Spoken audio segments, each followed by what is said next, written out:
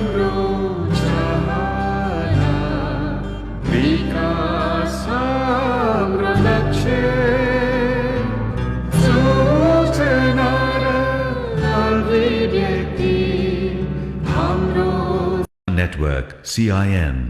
अहिले बिहानको 6 बजेको छ। सामुदायिक सूचना नेटवर्क CIN बाट अब प्रसारण हुँदैछ साझा खबर।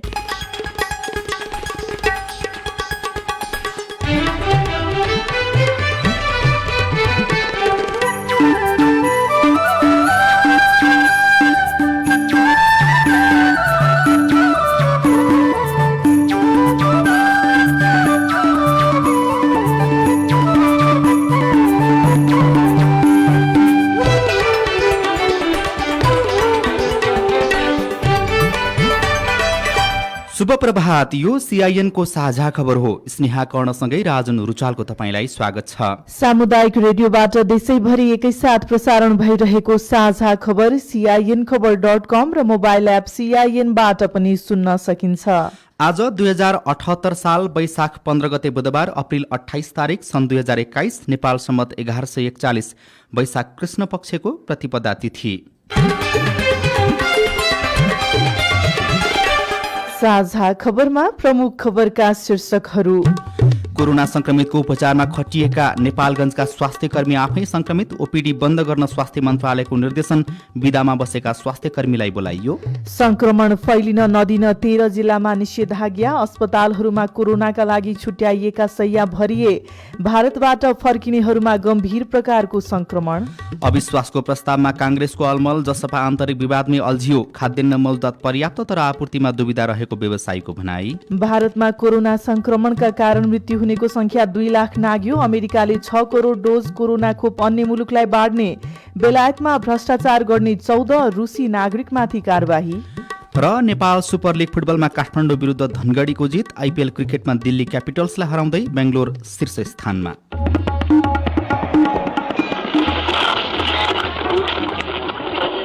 सयौं रेडियो, हजारौं रेडियो कर्मी र करोडौं नेपालीको माझमा यो हो सामुदायिक सूचना नेटवर्क CIN।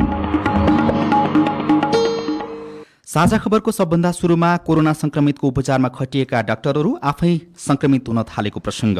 भेरी अस्पताल नेपालगञ्जमा कार्यरत 7 चिकित्सक सहित 70 जना स्वास्थ्य कर्मी संक्रमित भएका छन्।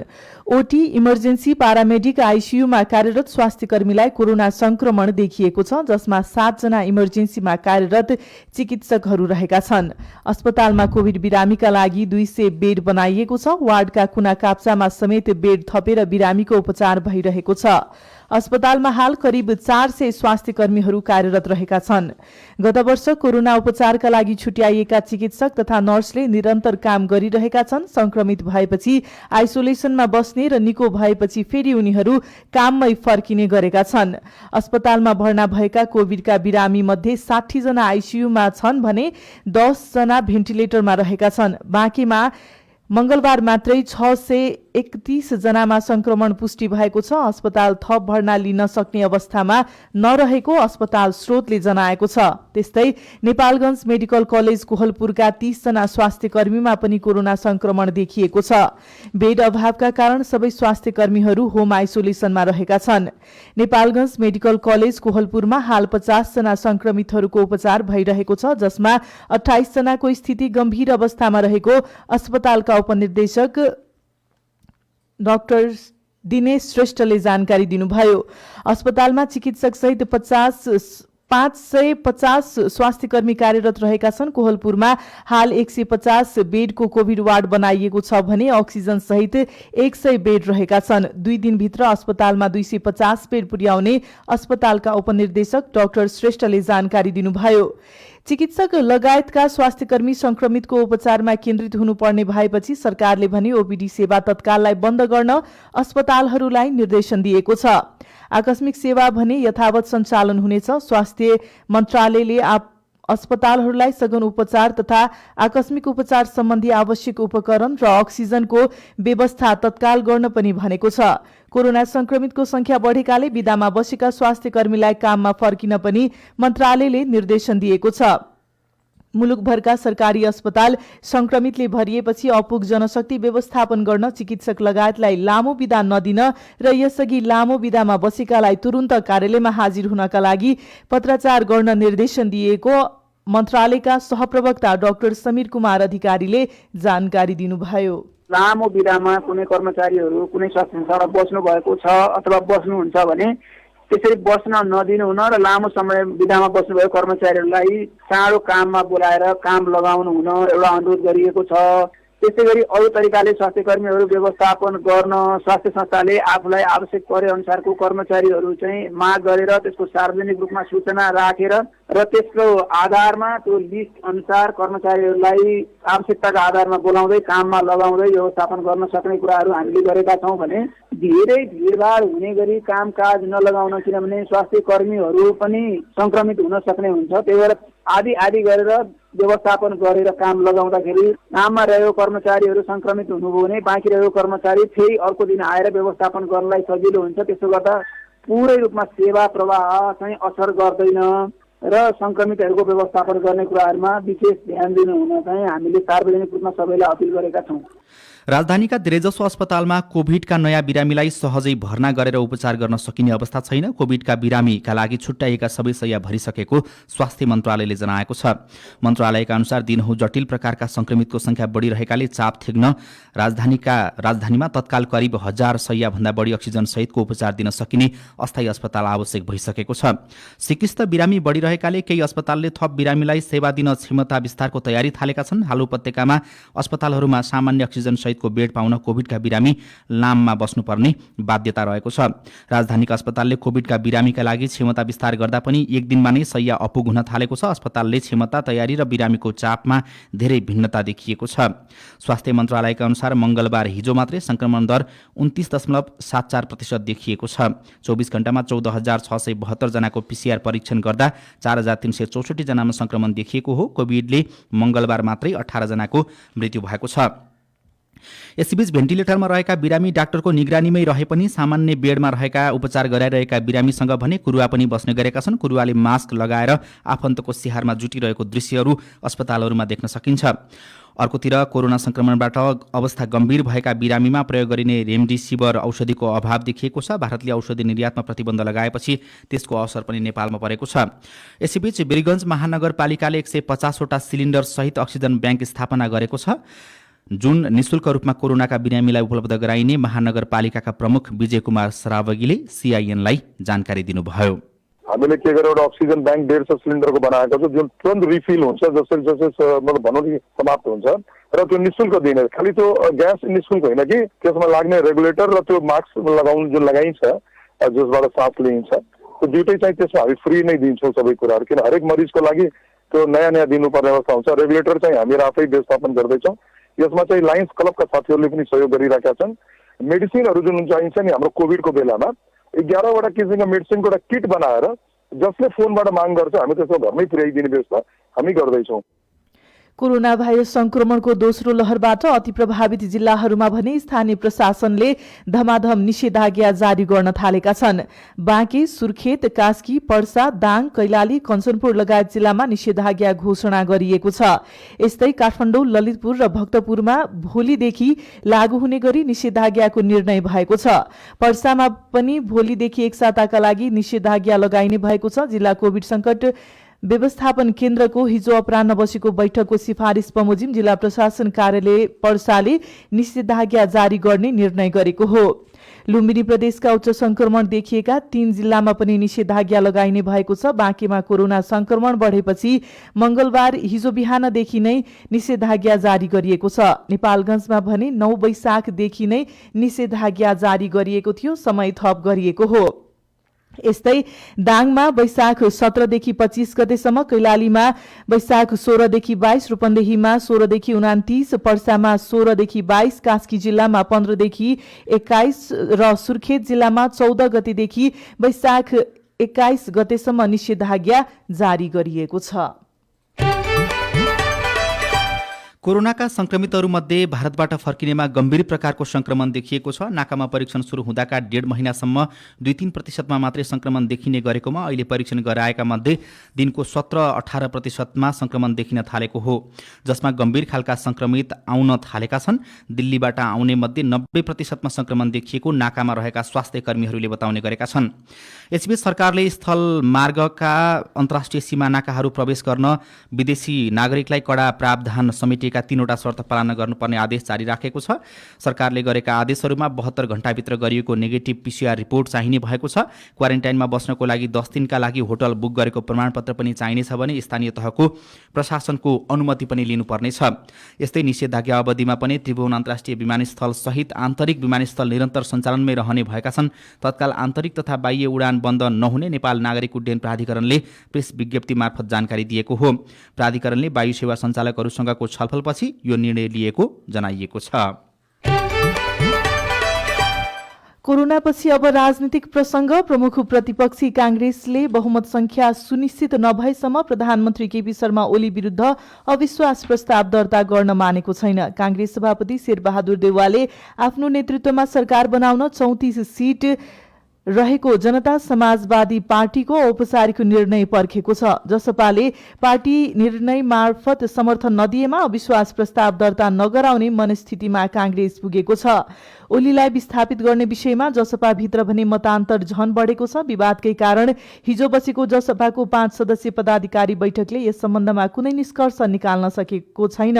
पार्टी अध्यक्ष उपेन्द्र यादव र संघीय परिषद अध्यक्ष बाबुराम भट्टराईले पार्टीबाट निर्णय गराएरै ओली विरुद्ध अविश्वास प्रस्तावमा हस्ताक्षर गर्नुपर्ने बताउनु भएको छ। तर अर्का अध्यक्ष महन्त ठाकुर र वरिष्ठ नेता राजेन्द्र महतो भने त्यस विरुद्ध देखिनु भएको छ।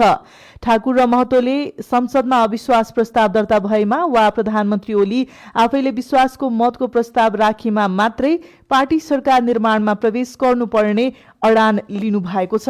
कांग्रेस उपसभापति विमलेन्द्र निधिले जसपाले समर्थन नजनाएसम्म बहुमत नपुग्ने भन्दै त्यस्तो अवस्थामा कांग्रेसले अविश्वास प्रस्ताव अघि नबढाउने जानकारी दिनु भएको छ। गण्डकी प्रदेशका मुख्यमन्त्री पृथ्वी सुब्बा गुरुङ विरुद्ध अविश्वासको प्रस्ताव पेश गरेका दलहरूले फ्लोर क्रस हुने आशंकामा आफ्ना सांसदलाई एकै ठाउँमा राखेका छन्।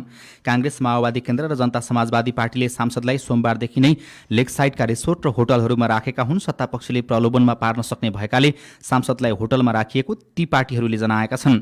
माओवादी केन्द्रका सांसद दीपक कोइरालाले भने टाढाबाट आउने सांसदलाई आउजाउमा समस्या हुने भएकाले होटलमा बस्ने व्यवस्था गरिएको बताउनु भएको छ। कान्तिपुर दैनिकले खबर लेखेको छ।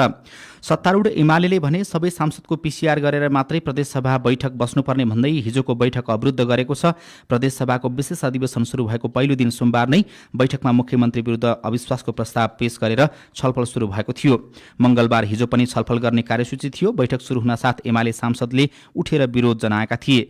कार्यव्यवस्था परामर्श समितिको बैठकमा समेत कुरा नमिलेपछि प्रदेशसभा सचिवालयले आज 1 बजेसम्मका लागि बैठक स्थगित गरेको सूचना टाँस गरेको थियो।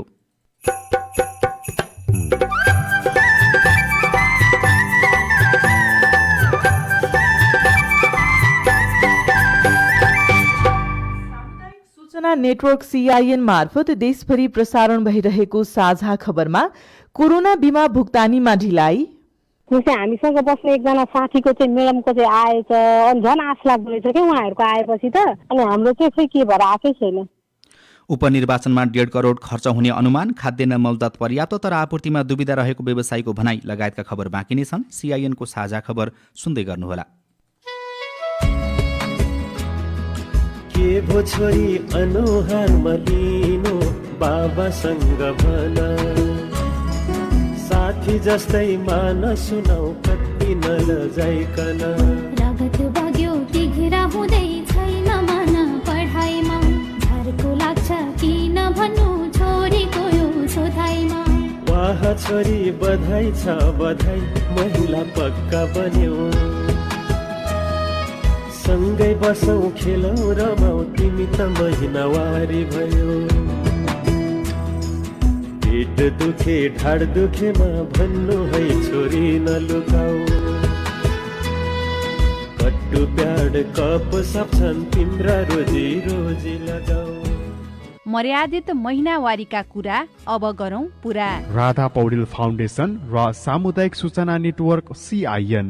गर्मियामा आउँछ हजुर तातो खडेरी, आगो लागिबाट बच्न अति जरुरी।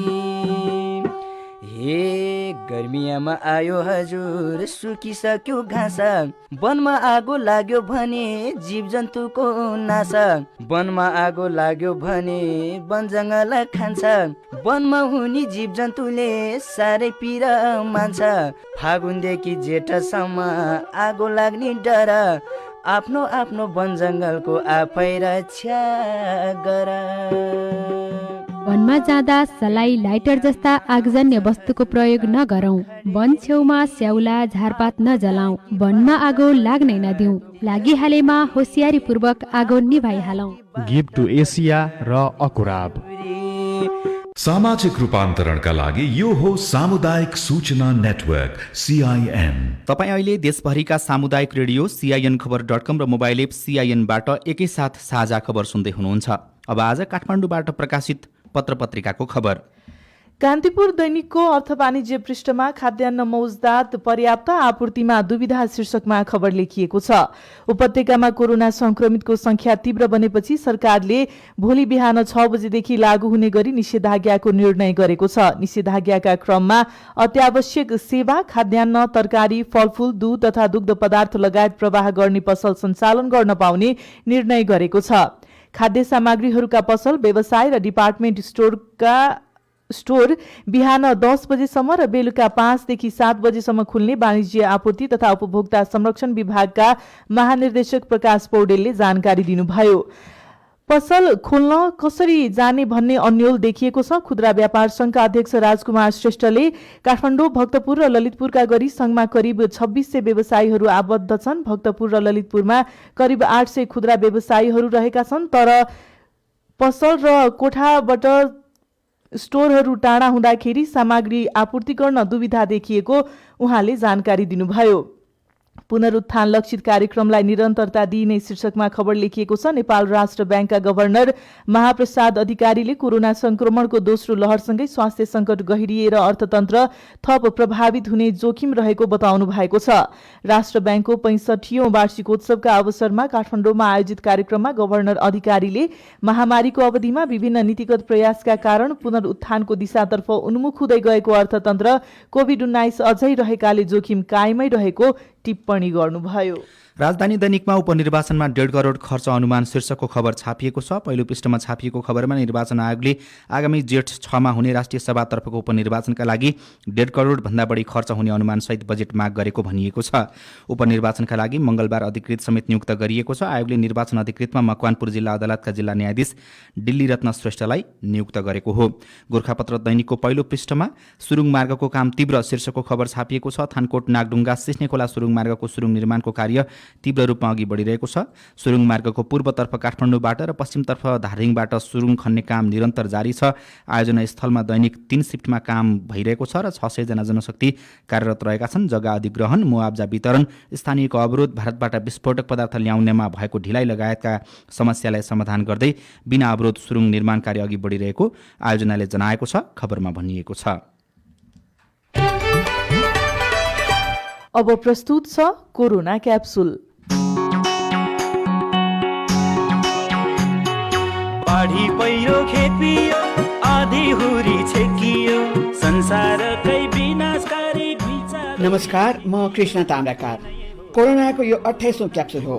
आजको क्याप्सुलमा 3वटा डोजहरू छन्। आजको क्याप्सुलका डोजहरू कोरोना संक्रमणले भयभीत भइरहेको नेपालगञ्जको अवस्था बुझ्न तयार पारिएका छन्। आजका क्याप्सुलका 3वटै डोजहरू दिँदै हुनुहुन्छ भेरी अस्पताल नेपालगञ्जका वरिष्ठ चिकित्सक डाक्टर बद्री चापगाई। नेपालगञ्ज शहरबाट आएका कोरोनाका बिरामी र अस्पतालका स्वास्थ्य कर्मीका कुरा सुन्दा अत्यास लाग्छ। भेरी अस्पतालमा बितेका 14 दिनमै कोरोना संक्रमितको संख्या 1400 नागिसक्यो। बिरामी बढे पनि अस्पतालका बेड र सेवा दिने डाक्टर तथा नर्सहरू त्यति नै छन्। यो बेला भेरी अस्पतालका स्वास्थ्य कर्मीले कसरी काम गरिरहेका छन् र थोरै मान्छेले धेरै काम गर्नुपर्दा सेवा कतिको प्रभावित भएको छ, सुनौ क्याप्सुलको पहिलो डोज। जनशक्तिको समस्या, म्यान पावर छैनन्, पुग्दैनन्, हाम्रो चाहिँ अर्गानोग्राम एकदमै कन्स्ट्रिक्टेड छ भन्ने कुरा रियलाइज गर्दा गर्दै पनि एक्सपान्ड गर्न नसकेको अवस्था हो। कोभिडमा बिरामीलाई उपचार गर्ने, बिरामीलाई बचाउने त कुरा छँदैछ, स्वास्थ्य कर्मीहरू पनि आफै पनि बच्नुपर्ने सबभन्दा ठुलो चुनौती छ। अनि सबै मान्छेलाई एकैचोटि सङ्क्रमित गराउँदाखेरि भोलि अस्पतालका सबैजना सङ्क्रमित भयो भने झन् सेवा नै ठप्प हुने। यो चाहिँ हाम्रो मात्र होइन, संसारभरिकै मापदण्ड हो। सकेसम्म कम स्वास्थ्य कर्मीहरूलाई चाहिने त पठाउनै पर्यो, अनावश्यक रूपमा स्वास्थ्य कर्मीहरूलाई एक्सपोज नगर्ने। 12 देखि 13 दिन 14 दिनसम्मको चाहिँ कन्टिन्युअस ड्युटी राखेका छौँ, त्यसपछि उहाँहरूलाई हामीले ढिला गर्छौँ, त्यसपछि अर्को ग्रुप आएर उहाँहरूलाई पालो दिनुहुन्छ। यसो गर्दाखेरि यो 12-14 दिनको चाहिँ जुन एउटा लङ ड्युरेसन छ काम गर्ने, यो कुराहरूलाई बरु छोटो छोटो चाहिँ बनाउन सक्न पाए मान्छेहरूलाई कामले गर्दाखेरि मेन्टल ब्रेकडाउन हुने जुन कुराहरू समस्या हुने त्यो चाहिँ प्रिभेन्ट गर्न सकिन्थ्यो। यसपालिको सेकेन्ड वेभ के भयो भने हामीले अपेक्षा गरे भन्दा एकदमै चाँडै नै यसको चाहिँ म्याक्सिमम हाम्रो क्यापासिटी जति छ त्यो स्याचुरेट भएको हो। पोहोर पनि बाँके जिल्लाका धेरै ठाउँ कोरोना संक्रमणका हटस्पट भए। यो पालि पनि सबैभन्दा पहिले कोरोनाको नयाँ भेरिएन्टले नेपालगञ्जलाई आक्रमण गरेको छ। पोहोर आउने बिरामी कस्तो अवस्थामा अस्पताल आइपुग्थे र अहिले कुन अवस्थाका बिरामी अस्पताल आउँदैछन्? कोरोना क्याप्सुलको दोस्रो डोजमा सुनौ 1 वर्षमा देखिएको फरक। पोहोर त हामीले संक्रमितहरू खोज्ने भनेर नाका नाकामा अथवा चाहिँ समुदायमा बाहिरबाट आएका मान्छेहरूलाई थ्रोट स्वाब सङ्कलन गर्दाखेरि उनीहरूमा कुनै पोजिटिभ देखियो भने मानमनितो गरेर पुलिसको एस्कर्टिङमा अस्पतालसम्म लैजाने, एसिम्टोमेटिक भयो भने उनीहरूलाई 14 दिनसम्म राखिसकेपछि बाजागाजा बजाएर चाहिँ बिदा गर्ने, किनकि धेरै मान्छेहरू हाम्रो चाहिँ एसिम्टोमेटिक थिए। अहिले चाहिँ मान्छेहरू सुरुमै सिम्टोमेटिक आउने अथवा अस्पताल आइसकेपछि पनि उनीहरूको जुन एउटा डिजिजको प्रोग्रेसन जुन छ, मानव आज चाहिँ सास फेर्न गाह्रो भएर आएको बिरामी छ भने अब अवस्था बिग्रिने क्रम पनि कहिले कहिले 24 घण्टा 48 घण्टाभित्र नै ठुल्ठुलो निमोनियाको प्याचहरू देखेर 1-2 दिनभित्र नै पनि मृत्यु हुन सक्ने यस्तो खालको अप्रत्याशित खालको चाहिँ रोगको कोर्सहरू चाहिँ अहिलेको यो दोस्रो वेभमा देखियो। सुनिन्छ भेरी अस्पतालमा अक्सिजन र भेन्टिलेटरको अभाव छ। डाक्टर र नर्स कम भएर बिरामीले उपचार पाएनन्। कोरोनाको तेस्रो तथा अन्तिम क्याप्सुल अहिले भेरी अस्पतालमा के समस्या छ र कस्तो सहयोग आवश्यक छ त भन्ने विषयमा कोरोनाले संसारको एकदमै विकसित देशहरूको पनि स्वास्थ्य प्रणालीलाई हावागावा भयो भने हाम्रो जस्तो अति कम विकसित अथवा विकसित देशको चाहिँ स्वास्थ्य प्रणालीलाई यसले धक्का दिनु, यसलाई मैले नौलो कुरा मान्ने। नेपाल सरकारले अहिलेसम्म अक्सिजनको लागि पैसा दिनमा हेल्पलाइन गरेको छैन, उहाँहरूले चाहिँ पैसा पठाइराख्नु भएको छ। त्यसकारण मिडियामा आए जस्तो अक्सिजन पुगेन भन्ने कुरा अथवा अक्सिजनमा अभावले नेपालमा मान्छे मर्न थाले भन्ने कुरा यति हदसम्म अलिकति अतिरञ्जित पनि गरिनु उपयुक्त होइन। यसले चाहिँ पब्लिकमा झन् एउटा डर त्रासको मात्र वातावरण सिर्जना गर्छ। हाम्रो अस्पतालमा आफ्नै अक्सिजन प्लान्ट छैन। हामीले अक्सिजन बनाउने कम्पनीहरूबाट उनीहरूले हामीलाई अक्सिजन पुर्याइ नै रहेका छन्, त्यसमा कुनै प्रब्लम भएको छैन। बेड साइड अक्सिजनको पोइन्ट जुन हुन्छ पाइपबाट आउने अक्सिजनको त्यो खालको सप्लाईहरू चाहिँ नभएको अवस्था छ। म एउटा आह्वान के गर्न चाहन्छु भन्दाखेरि कोभिडको प्रिपरेसनमा लागेका अस्पतालहरूले चाहिँ सेन्ट्रल सप्लाई सहितको अक्सिजनको जुन एउटा डिस्ट्रिब्युसन पाइपलाइनहरू हुन्छ त्यो चाहिँ बनाउँदै राख्दाखेरि सहज हुन्छ जस्तो लाग्छ। आजको क्याप्सुलका डोजहरूका लागि भेरी अस्पतालका वरिष्ठ चिकित्सक डाक्टर बद्री चापागाईलाई धन्यवाद र कोरोना क्याप्सुल सुन्नु भएकोमा तपाईँलाई पनि धन्यवाद। कोरोना महामारी देशका कुना कुनामा पुग्न थालेको छ, त्यसैले खोप लगाए पनि नलगाए पनि मास्क लगाऊ, बोलीचाली र भेटघाटमा दूरी कायम गरौं र साबुन पानीले हात धुन नबिर्सौं। लौ त कोरोनाको अर्को क्याप्सुलमा फेरि भेटौं।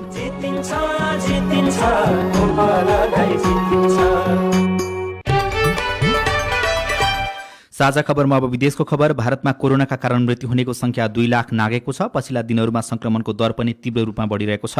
भारतमा मृत्यु हुनेको संख्या बढिरहँदा सब जलाउनको लागि ठाउँहरूको अभाव हुन थालेको भारतीय सञ्चार माध्यमहरूले जनाएका छन्। पछिल्लो समय अनियन्त्रित बनेको कोरोना भाइरसको महामारीसँग जुझ्न भारतलाई विभिन्न देशहरूले सहयोग पनि गरिरहेका छन्। बेलायतको सहयोग भारत आइपुगेको भारतीय सञ्चार माध्यमले जनाएका छन्। यसैबीच शैय्या नपाएर बिरामीको मृत्यु भएपछि आक्रोशित बनेका आफन्तले दिल्लीको सरिता बिहार स्थित अपोलो अस्पतालमा तोडफोड गरेका छन्। घटनामा अस्पतालका चिकित्सक र नर्सहरू घाइते भएको बताइएको छ। संयुक्त राज्य अधिराज्यमा भ्रष्टाचारको विरुद्धको सरकारको नयाँ अभियान अन्तर्गत 22 व्यक्तिमाथि कारबाही गरिएको छ। यस काण्डमा मुछिएका मध्ये 14 जना रुसी नागरिक पनि रहेको बताइएको छ। सम्पत्ति रोका र भ्रमण प्रतिबन्ध जस्ता कारबाहीमा पर्ने अन्य दक्षिण अफ्रिकी, साउथ सुडान र ल्याटिन अमेरिकाका नागरिक पनि रहेको बेलायतका सञ्चार माध्यमले खबर लेखेका छन्। अमेरिकाले नयाँ कोरोना भाइरस विरुद्ध अस्ट्राजेनेका विकास गरेको 6 करोड मात्रा खोप अन्य देशलाई बाँड्ने घोषणा गरेको छ। उक्त खोप खाद्य तथा औषधि नियामक निकायले सुरक्षा मूल्याङ्कन सम्पन्न गरेपछि बाँडिने जनाइएको छ। अब खेल खबर। पहिलो संस्करणको नेपाल सुपर लिग NSL अन्तर्गतको खेलमा धनगढी FC विजय भएको छ। त्रिपुरेश्वर स्थित दशरथ रङ्गशालामा हिजो भएको खेलमा काठमाडौँ रेजर्सलाई धनगढीले 3-0 गोल अन्तरले पराजित गरेको हो। Royal Challengers Bangalore Indian premier league IPL को शीर्ष स्थानमा उक्लिएको छ। गैराती भएको खेलमा दिल्ली क्यापिटल्सलाई मात्रै 1 रनले पराजित गर्दै बेंगलोर शीर्ष स्थानमा उक्लिएको हो। टस हारेर पहिले ब्याटिङ गरेको बेंगलोरले 171 रन बनाएको थियो। जवाफी ब्याटिङ गरेको दिल्लीले 20 ओभरमा 4 विकेट गुमाएर 170 रन मात्रै बनाउन सक्यो। र च्याम्पियन्स लिग फुटबल अन्तर्गत सेमिफाइनलको पहिलो लेगमा रियल मैड्रिड र चेल्सीले बराबरी खेलेका छन्। कोरोना बिमा भुक्तानीमा ढिलाइ हुनुको कारण के हो? रेडियो रिपोर्ट, अरू खबर र कार्टुन पनि बाँकी नै छ। CIN को साझा खबर सुन्दै गर्नुहोला। भूमि सम्बन्धी समस्या समाधान आयोगको अनुरोध। भूमि सम्बन्धी समस्या समाधान आयोगले स्थानीय तह मार्फत सूचना प्रकाशन गरी भूमिहीन दलित, सुकुम्बासी र अव्यवस्थित बसोबासीको लगत संकलन गरिरहेको छ। भूमिहीन, सुकुम्बासी र अव्यवस्थित बसोबासीलाई सम्बन्धित स्थानीय तहमा सम्पर्क गरी लगत संकलनको सहयोग लिई आयोगले तोकेको ढाँचामा निवेदन दिनुहुन अनुरोध छ। निवेदन फारम भर्दा सही विवरण र प्रमाण पेश गरौं। झुटो विवरण पेश गरेमा कानून बमोजिम कारबाही हुनेछ। कानून बमोजिम निवेदन दिन पाउने भूमिहीन, सुकुम्बासी वा अव्यवस्थित बसोबासीको निवेदन सम्बन्धित वडा कार्यालयले दर्ता नगरेमा समयमै जिल्ला समितिमा गुनासो पेश गर्न सकिनेछ।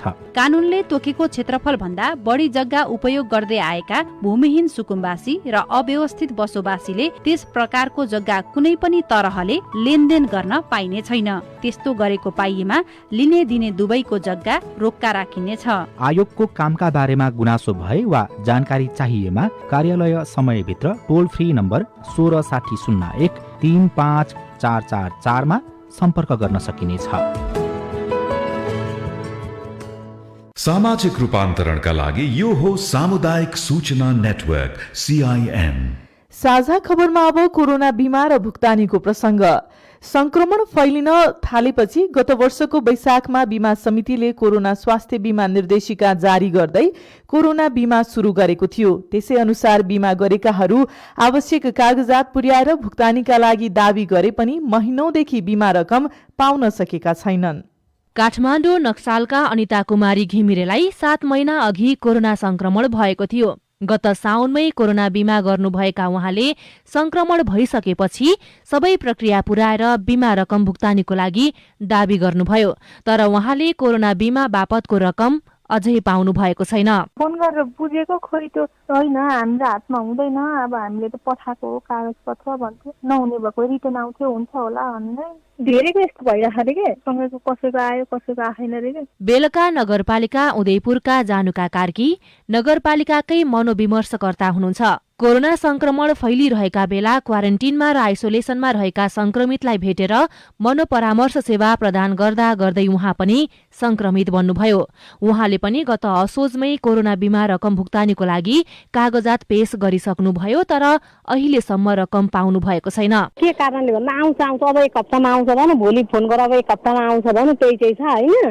जस्तै हामीसँग बस्ने एकजना साथीको चाहिँ म्याडमको चाहिँ आएछ, अनि झन् आश लाग्दो रहेछ क्या उहाँहरूको आएपछि त, अनि हाम्रो चाहिँ खोइ के भएर आएकै छैन। काठमाडौँ उपत्यका प्रसारण मञ्च काठमाडौँले उपत्यकामा सञ्चालित सबै रेडियोका 10-10 जनाको कोरोना बिमा गरेको थियो। 36 जना कोरोना संक्रमित भएकोमा 12 जनाले मात्रै बिमा रकम पाएका छन्।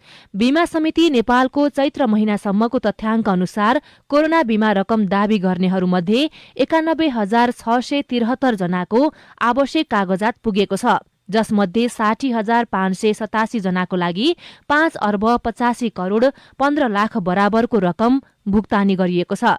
कागजात पूरा भएर पनि 31,000 बढीको रकम भुक्तानीमा किन ढिलाइ भइरहेको छ त? बिमा समितिका अध्यक्ष सूर्य प्रसाद सिलवाल। भुक्तानी त फेरि दिने भनेको त जुन कम्पनीले कोरोना बिमा गर्यो उसले दिने हो, त्यसको लागि एउटा पुलको व्यवस्था छ, अनि त्यो पुलमा राखेर हामीले भुक्तानी दिने हो। अब त्यो 60,000 भुक्तानी भइसक्यो र हाम्रो चाहिँ प्रेसर छ त्यहाँ कम्पनीहरूलाई चाहिँ के भने बिमाको रकम भुक्तानी गर। अब भुक्तानी गर्नलाई चाहिँ आफ्नो फन्डबाट भए पनि गर। अब यसको बाँकी रहेको पैसा सरकारबाट आउँछ, सरकार पनि दिने तयारी गरिरहेको छ। अहिले त भएकै हो, अहिले ढिलो भएको हो, किनभने त्यो डकुमेन्ट पनि मिल्नु पर्यो। कतिपय फेक डकुमेन्टहरू पनि आयो कि कोरोना लागेको मान्छेले पनि मलाई कोरोना पोजिटिभ भएर हस्पिटलको चाहिँ रिपोर्ट त्यो कागजहरू ल्याएर पनि जारी गरेपछि त्यो छानबिन त गर्नै पर्यो, त्यसले गर्दा ढिलाइ भएको। अब हामी कहाँ आइसकेको डकुमेन्ट जान्छ थ्रु हुन्छ। सरकारले बीमा कम्पनीको सम्झौता अनुसारको रकम नदिएका कारण कोरोना बीमाको रकम भुक्तानीमा ढिलाइ भइरहेको कम्पनीहरूले बताएका छन्। सुशीला श्रेष्ठ, CIN, काठमाडौँ। रिपोर्टसँगै हामी साझा खबरको अन्त्यमा आइपुगेका छौं। सामुदायिक रेडियो प्रसारक संघद्वारा सञ्चालित CIN को बिहान 6 बजेको साझा खबर सक्नु अघि मुख्य खबर फेरि एकपटक। कोरोना संक्रमितको उपचारमा खटिएका नेपालगञ्जका स्वास्थ्यकर्मी आफै संक्रमित, ओपीडी बन्द गर्न स्वास्थ्य मन्त्रालयको निर्देशन। विदामा बसेका स्वास्थ्यकर्मीलाई बोलाइयो। संक्रमण फैलिन नदिन 13 जिल्लामा निषेधाज्ञा। अस्पतालहरूमा कोरोनाका लागि छुट्याइएका शैय्या भरिए। भारतबाट फर्किनेहरूमा गम्भीर प्रकारको संक्रमण। अविश्वासको प्रस्तावमा कांग्रेसको अलमल, जसपा आन्तरिक विवादमै अल्झियो। खाद्यान्न मौजदात पर्याप्त तर आपूर्तिमा दुविधा रहेको व्यवसायीको भनाई। भारतमा कोरोना संक्रमणका कारण मृत्यु हुनेको संख्या 2 लाख नाघ्यो। अमेरिकाले 6 करोड डोज कोरोना खोप अन्य मुलुकलाई बाँड्ने। र नेपाल सुपर लिग फुटबलमा काठमाडौँ विरुद्ध धनगढीको जित। साझा खबरको अन्त्यमा कार्टुन लिएका छौं नागरिक दैनिकबाट। रबिन सायमीले बनाउनु भएको यो पनि शीर्षकको कार्टुन। यो हिजो बनाइएको कार्टुन हो। भोलिदेखि लकडाउन हुँदैछ काठमाडौँ उपत्यका लगायत विभिन्न देशभरिका अरू जिल्लाहरूमा पनि त्यही कुरालाई व्यङ्ग्य गर्न खोजिएको छ। खास प्रधानमन्त्री केपी शर्मा ओलीले लकडाउन हुनुभन्दा अगाडि केही दिन अगाडिसम्म विभिन्न ठाउँमा शिलान्यास गर्ने, उद्घाटन गर्ने कार्यक्रमहरू गरिरहनु भएको थियो।